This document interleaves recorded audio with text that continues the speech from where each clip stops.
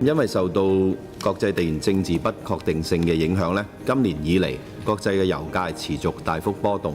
本地嘅油氣價格咧亦都係隨之攀升。為咗舒緩廣大業界同埋居民所面對嘅壓力咧，特區政府都係接連推出咗燃料嘅補貼措施，有關嘅做法係值得肯定嘅。15規劃係提出咗深入實施能源安全新戰略，加快構建清潔低碳、安全高效嘅新型能源體系，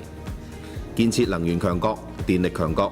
呢個係國家深刻把握全球能源發展大勢所做出嘅重大決策，緊密對接國家嘅發展戰略。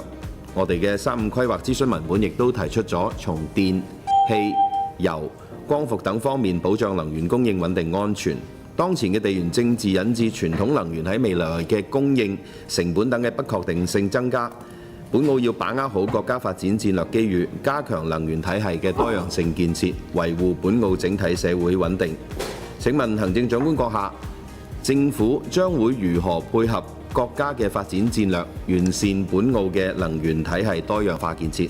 例如係加快各類嘅新能源嘅應用以及普及，增強經濟社會嘅韌性，提升居民嘅幸福感、獲得感。多謝。阿梁議員主要關注係點樣對接35規劃裏邊呢，係完善我哋本澳嘅能源體系嘅多樣化方面，緊扣國家嘅雙碳戰略，依據咧澳門長遠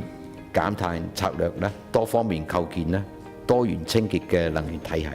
一方面咧係提升外購嘅清潔能源嘅佔比，2026年咧將會提升到50%。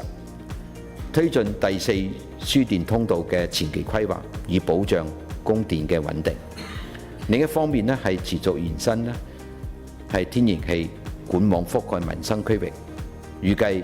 到2026年底咧，全澳可以使用嘅天然氣嘅用戶咧係超過23000戶，擴大咧係光伏嘅應用。